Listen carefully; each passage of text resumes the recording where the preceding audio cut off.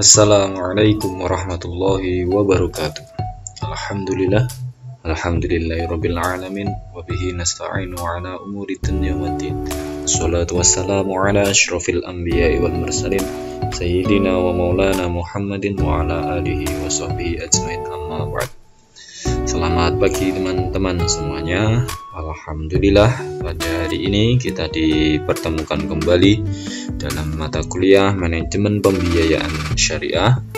Nah, hari ini kita sudah pada episode ketiga atau pertemuan kuliah yang ketiga. Nanti kita akan membahas tentang ketentuan syariah pada produk pembiayaan di bank syariah. Baik teman-teman, sebelum kita mulai perkuliahan pagi hari ini, alangkah baiknya kita awali perkuliahan hari ini dengan membaca surat Al-Fatihah. Ala niyatina wa ala niyatikum bi barakatis suratil Fatihah. A'udzu billahi minasyaitonir rajim. Bismillahirrahmanirrahim. Alhamdulillahirabbil alamin arrahmanir rahim maliki yaumiddin. Iyyaka na'budu wa iyyaka nasta'in ihdinas siratal mustaqim. Siratal ladzina an'amta 'alaihim ghairil maghdubi 'alaihim waladdallin. Rabbighfirli wa liwalidayya wa lil mu'minina amin. Alhamdulillah, terima kasih teman-teman. Semoga dengan bacaan surat Al-Fatihah kita tadi dapat memperlancar segala ikhtiar kita dalam mencari ilmu. Semoga selalu ada keberkahan pada setiap ilmu yang kita cari selama ini. Amin ya rabbal alamin. Baik teman-teman, hari ini kita akan membahas tentang ketentuan syariah pada produk pembiayaan di bank syariah.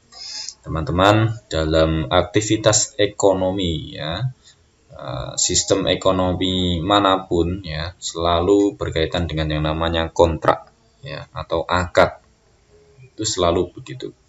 Nah, kalau dalam Islam sebuah kontrak itu bisa dianggap legal resmi atau bisa berkekuatan hukum jika pasal kontrak tersebut bebas dari semua yang dilarang atau diharamkan. Bedanya di sini.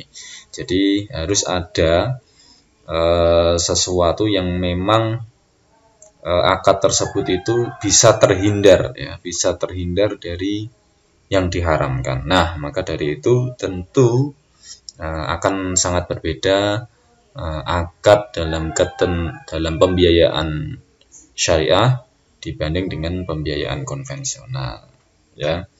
Nah, baik teman-teman. Jadi yang pertama yang ingin saya sampaikan adalah tentang kontrak keuangan syariah, teman-teman. Jadi sistem ekonomi Islam memiliki serangkaian kontrak ya. Ya, tentu kontrak ini berfungsi sebagai landasan bagi desain instrumen keuangan yang kompleks begitu. Nah, ada beberapa kontrak yang perlu kita pahami ya dalam pembiayaan begitu. Jadi ada 4 kontrak ya. Jadi transaksi bisnis itu yang khususnya transaksi komersial ya tentunya bisa diklasifikasikan menjadi 4 kategori kontrak gitu. Yang pertama adalah kontrak transaksional ya. Kemudian yang kedua adalah kontrak pembiayaan, yang ketiga adalah kontrak intermediasi, dan yang terakhir adalah kontrak kesejahteraan sosial. Nah, kontrak-kontrak ini apa maksudnya? Oke, yang pertama kita akan bahas pertama kontrak transaksional ya. Jadi kontrak transaksional itu berhubungan dengan sektor transaksi ekonomi real ya teman-teman.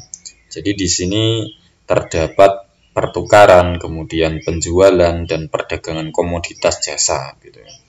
Jadi inti dari kontrak transaksional ini ya didasarkan pada aktivitas perdagangan atau pertukaran, intinya itu ya. Karena ini adalah sektor real. Sektor real jadi didasarkan pada aktivitas perdagangan atau pertukaran. Nah, Pertukaran ini ya dapat berbasis on spot atau berjangka.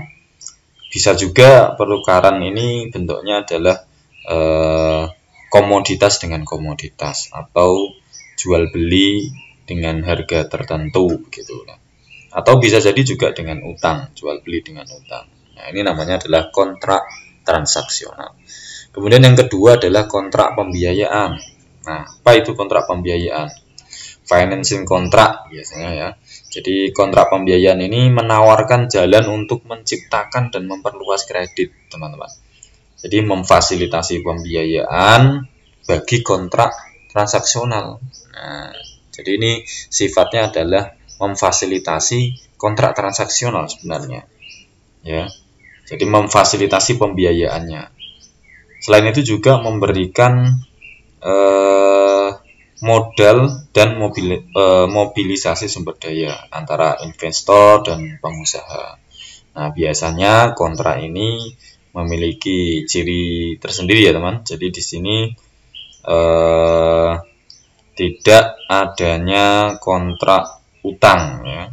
Karena kontrak pembiayaan ini memang dimaksudkan untuk pendanaan kontrak transaksional dalam bentuk pembiayaan perdagangan atau sekuritas berbasis aset atau kemitraan dalam modal ya. Misalnya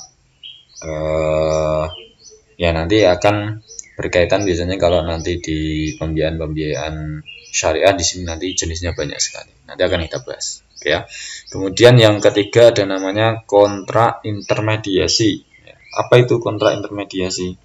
Jadi kontrak intermediasi itu dimaksudkan untuk memfasilitasi pelaksanaan kontrak transaksional dan finansial yang lebih efisien dan transparan gitu. Nah, kontrak intermediasi ini memberikan kepada agen ekonomi sebuah alat atau seperangkat alat untuk melaksanakan intermediasi keuangan sekaligus menawarkan jasa profesional. Nah, kontrak ini nanti banyak ya teman-teman. Ada mudharabah, ada musyarakah, ada ya banyak, ada takaful misalnya, wakalah dan seterusnya. Nah, ini adalah contoh kontrak-kontrak intermediasi. Oke, selanjutnya adalah kontrak kesejahteraan sosial. Nah, apa ini kok ada kontrak kesejahteraan sosial? Jadi di sini maksudnya adalah kontrak antara individu dan masyarakat untuk memberikan kesejahteraan bagi mereka yang kurang mampu. Nah, di sini ada unsur apa ya, membantu ya. Unsur memang di sini tidak dimaksudkan untuk berbisnis secara murni gitu. Memang memberikan dalam rangka memberikan kesejahteraan atau kebahagiaan bagi mereka yang kurang mampu. Nah, meskipun fasilitas kontrak kesejahteraan ini di luar cakupan intermediasi, tapi intermediasi dapat menawarkan layanan masyarakat dengan menginstitusionalisasikan kontrak kesejahteraan sosial. Oke, sekarang teman-teman sudah tahu ada 4 kontrak itu, ada kontrak transaksional, kontrak pembiayaan, kontrak intermediasi, dan kontrak kesejahteraan sosial. Sekarang akan kita bahas tentang yang namanya kontrak pembiayaan ini. Nah, dalam pembiayaan ya, pembiayaan ini nanti basisnya banyak juga teman-teman. Jadi yang pertama dikelompokkan pembiayaan berbasis jual beli. Maksudnya gimana? Nah, di sini nanti akad-akad yang ada ini memang didasarkan pada akad jual beli begitu. Nah, apa saja di pembiayaan berbasis jual beli ini? Oke, yang pertama, nah di sini teman-teman, produk pembiayaan berbasis jual beli itu ada macam-macam teman-teman, ya ada macam-macam. Pembiayaan berbasis jual beli ini ada macam-macam aplikasinya. Yang pertama adalah piutang murabahah. Apa itu piutang murabahah? Kalau secara fikih ya, murabahah itu adalah akad jual beli atas barang tertentu, di mana penjual itu menyebutkan dengan jelas barang yang diperjual belikan, termasuk harga pembelian barang kepada pembeli. Nah, kemudian dia menyatakan, mensyaratkan ya sebuah laba ya, atau keuntungan dalam jumlah tertentu. Jadi di sini memang disebutkan ya belinya berapa, dia kemudian mengambil laba berapa, di sini kelihatan. Nah, inilah keterbukaannya sebuah akad dalam ekonomi Islam seperti itu ya. Jadi penjual menyebutkan dengan jelas barang yang diperjualbelikan, kemudian dia mensyaratkan laba dalam jumlah tertentu gitu. Nah, kalau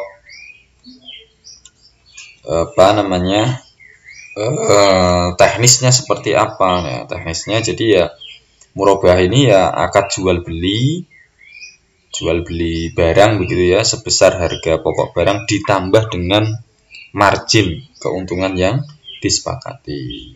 Nah, jadi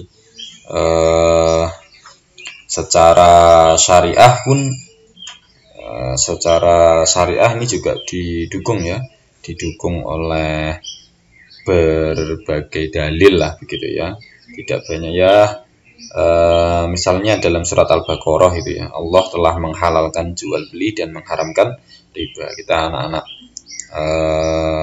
ekonomi Islam tentu sudah sangat hafal sekali tentang ini gitu. Terus kemudian rukunnya murabah itu apa? Yang pasti ada 5. Yang pertama itu harus ada penjual baik ya, kemudian ada pembeli atau mustari, kemudian ada objek jual belinya ya. Objeknya apa yang jual beli? Yaitu namanya mabik, ada yang namanya kemudian harga atau saman, dan ijab qabul. Ini ya, ini piutang murabah. Dan nanti akan kita bahas kupas tuntas, kita dalami penuh di bab-bab selanjutnya juga. Nanti akan kita bahas satu persatu setiap babnya. Kemudian yang kedua ada namanya piutang salam. Nah, piutang salam ini apa teman-teman? Nah, piutang salam ini adalah penjualan suatu barang ya, yang sebelumnya sudah disebutkan sifat-sifatnya karena sebagai persyaratan jual beli ya, persyaratan jual beli dengan mendahulukan pembayaran ya, dan barang tersebut masih dalam tanggungan penjual. Nah, jadi penjualan, sekali lagi, penjualan suatu barang yang disebutkan sifat-sifatnya sebagai persyaratan jual beli dan barang tersebut masih dalam tanggungan penjual. Nah, di mana syarat-syarat tersebut diantaranya adalah mendahulukan pembayaran pada waktu di akad majelis. Nah, ini konsepnya. Jadi ada mendahulukan pembayaran. Nah, ini namanya piutang salam. Nah, bank di sini dapat bertindak sebagai pembeli atau penjual dalam transaksi salam. Kalau bank kok bertindak sebagai penjual, kemudian dia memesan kepada pihak lain untuk menyediakan barang pesanan, maka ya ini disebut dengan salam paralel. Salam paralel karena dia di sini ada 2 akad salam ya. Dia pesan kepada penjual, kemudian dia menjual kepada pembeli yang dengan salam juga. Nah, ini namanya salam paralel ya. Nah, rukun-rukunnya apa ya? Rukun-rukunnya ya sama, ada 5. Jadi di piutang salam itu syaratnya ada pembeli ya, ada muslimnya, kemudian ada penjual muslim alaih, kemudian yang ketiga ada barang yang diserahkan muslim fih, dan yang keempat ada harganya juga, dan yang kelima ada ijab qabul. Nah, ini piutang salam. Piutang salam juga nanti akan kita bahas secara detail pada setiap bab-bab berikutnya nanti. Oke ya. Kalau teman-teman ingin lebih mendalami, silahkan nanti dicari fatwa DSN nomor 5 garing DSN /MUI garing 4 garing 2000. Nah, ini di situ ada ketentuan tentang pembayarannya, ketentuan tentang barangnya, kan gitu. Kemudian ketentuan tentang salam paralel. Kemudian yang ketiga ada namanya piutang istisna. Nah, piutang istisna ini gimana? Ya sebenarnya ini piutang sama seperti piutang salam ya, sama seperti piutang salam. Tapi di sini kalau piutang salam tadi kan mendahulukan pembayaran, ya kan? Kalau di piutang istisna ini di sini nanti pembayarannya bisa dilakukan di awal, di tengah atau di akhir pesanan. Nah, jadi lebih ini ya, lebih lunak gitu ya. Mau dibayar di awal oke, tengah tidak apa-apa, akhir juga tidak apa-apa. Nah, ini namanya adalah piutang istisna ya. Jadi dari segi objek pesanannya itu harus dibuat atau dipesan terlebih dahulu dengan ciri-ciri khusus. Perbedaannya ya sistem pembayarannya saja kalau dibandingkan dengan piutang salam. Nah, rukunnya ada 5 juga.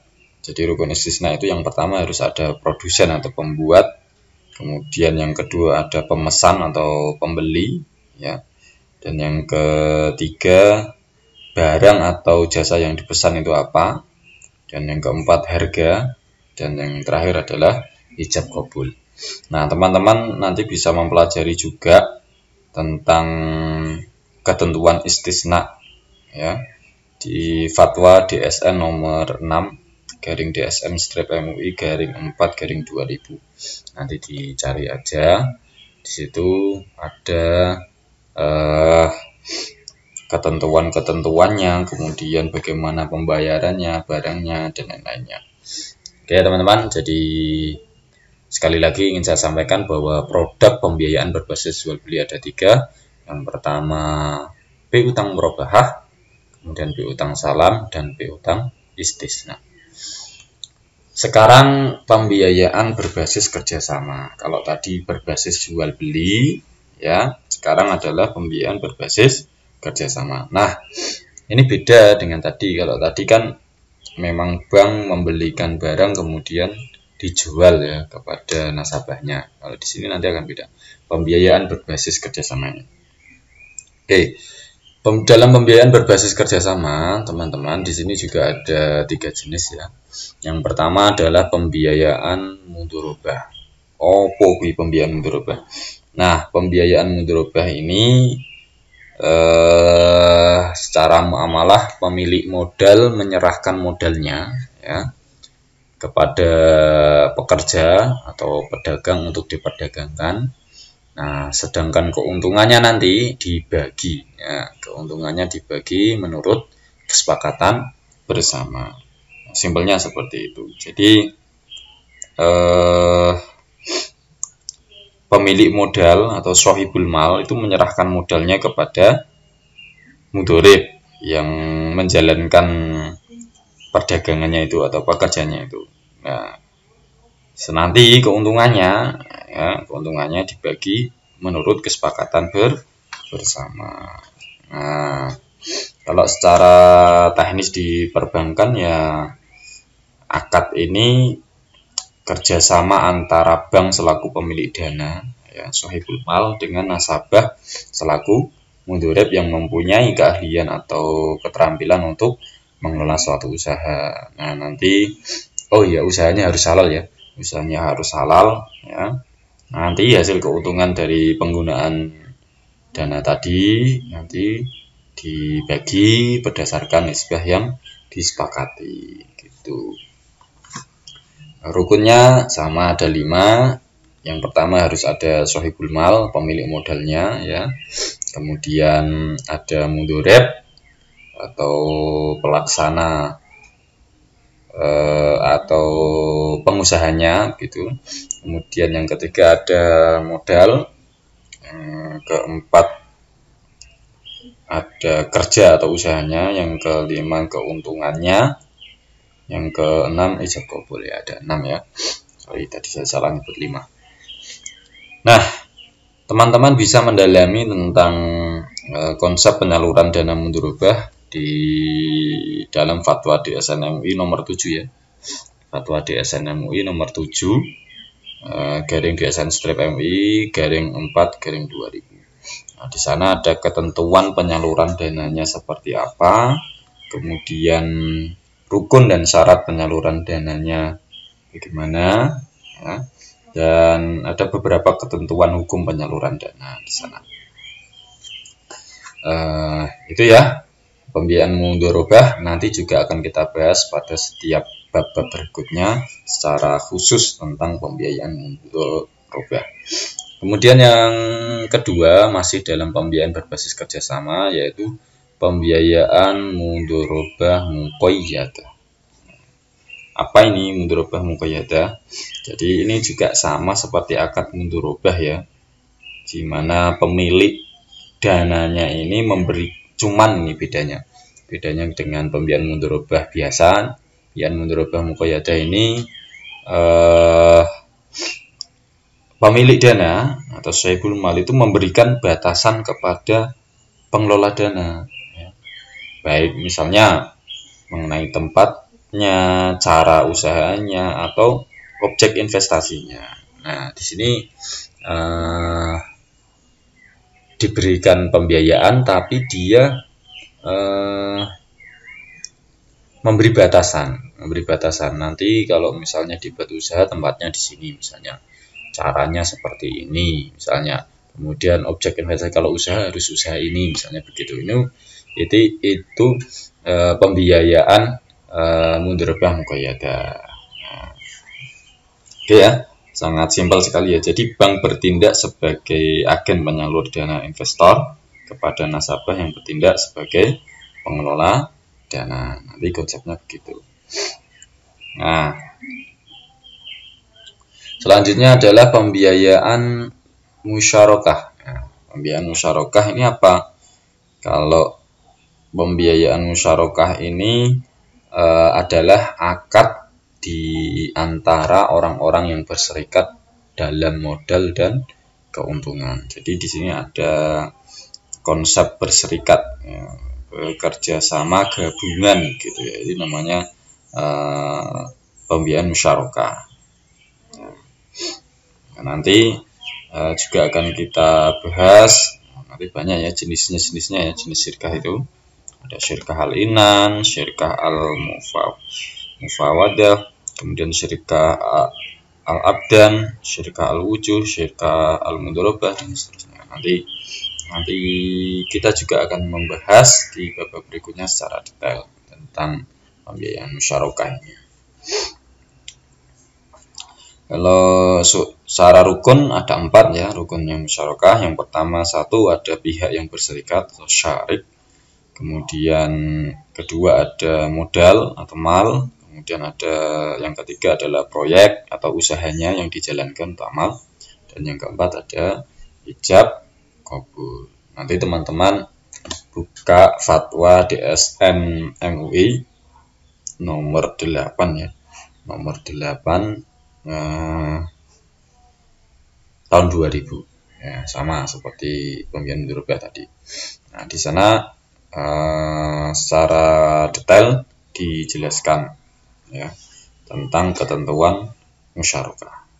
Oke teman-teman ya. Jadi dalam produk pembiayaan berbasis kerjasama ada 3. Pertama, pembiayaan mudharabah muqayyadah, dan pembiayaan musyarakah. Nah, sekarang selanjutnya adalah pembiayaan berbasis sewa. Setelah kita tahu pembiayaan berbasis jual beli, pembiayaan berbasis kerjasama, sekarang pembiayaan berbasis sewa.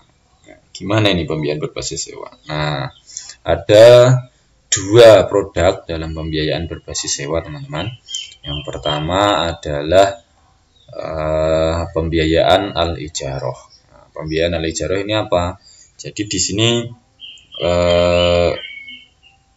akad pemindahan hak guna ya, ada akad pemindahan hak guna atau manfaat atas suatu barang atau jasa dalam waktu tertentu ya, melalui pembayaran sewa atau upah. tanpa diikuti dengan pemindahan kepemilikan barang. Nah, di sini loh ada tanpa diikuti dengan pemindahan kepemilikan barang. Sewa, ya sewa aja. Kalau sudah waktunya habis ya sudah. Nanti barang yang disewa tadi akan kembali kepada pemiliknya lagi. Nah, ini namanya adalah pembiayaan al-ijarah. Nah, nanti akan beda lagi dengan pembiayaan al-ijarah muntahiyah bin tamlik. Nah, ini juga nanti akan kita bahas teman-teman di bab berikutnya secara detail. Nah, rukun ijarah sendiri itu ada 5. Pertama ada penyewanya, mustajir. Kemudian ada pemilik manfaat atau mujir. Kemudian ada objek yang disewa atau majur. Kemudian harga sewa atau ujroh dan ijab qabul.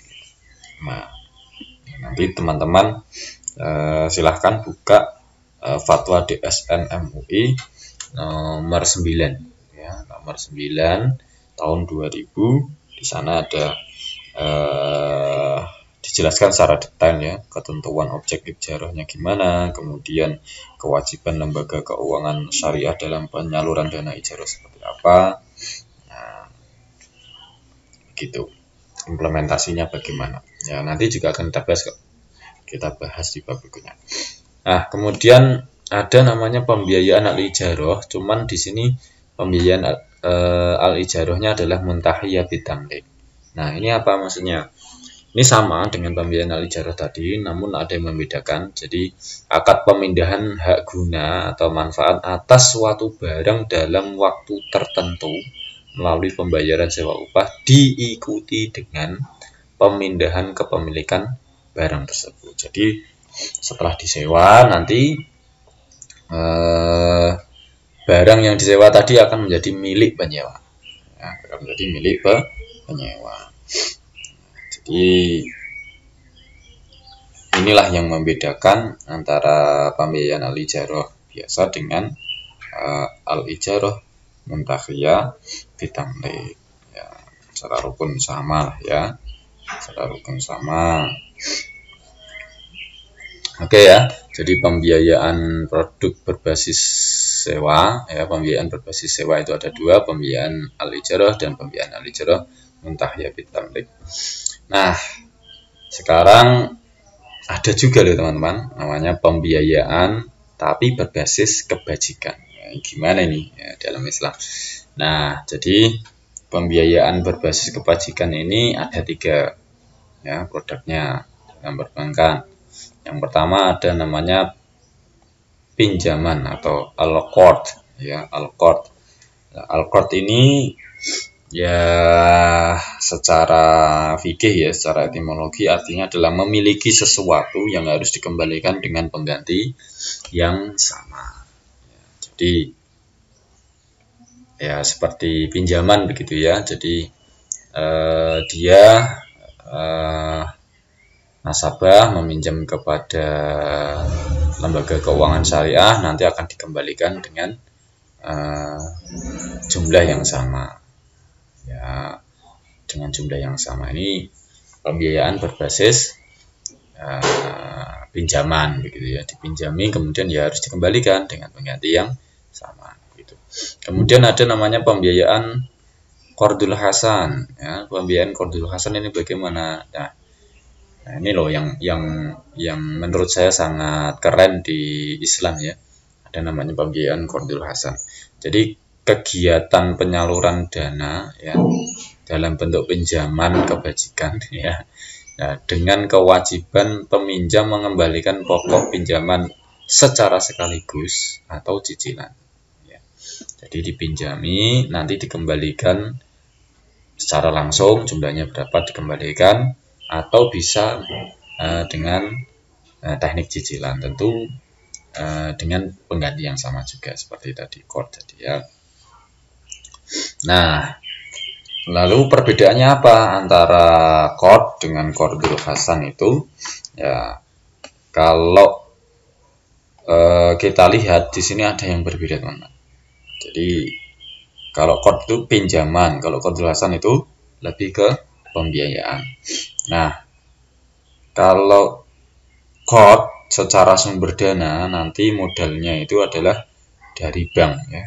Modalnya dari bank syariah atau cadangan di bank syariah atau dana pihak ketiga yang tanpa bagi hasil. Itu yang biasanya digunakan oleh bank untuk meminjami nasabah.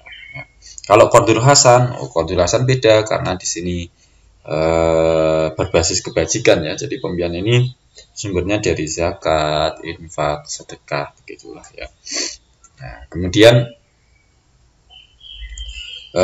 secara pengembalian dana itu jelas beda juga. Jadi kalau qard itu pokok pinjamannya harus dikembalikan. Peminjam juga boleh memberikan tambahan dan biaya administrasi ya, memberikan loh ya, boleh memberikan.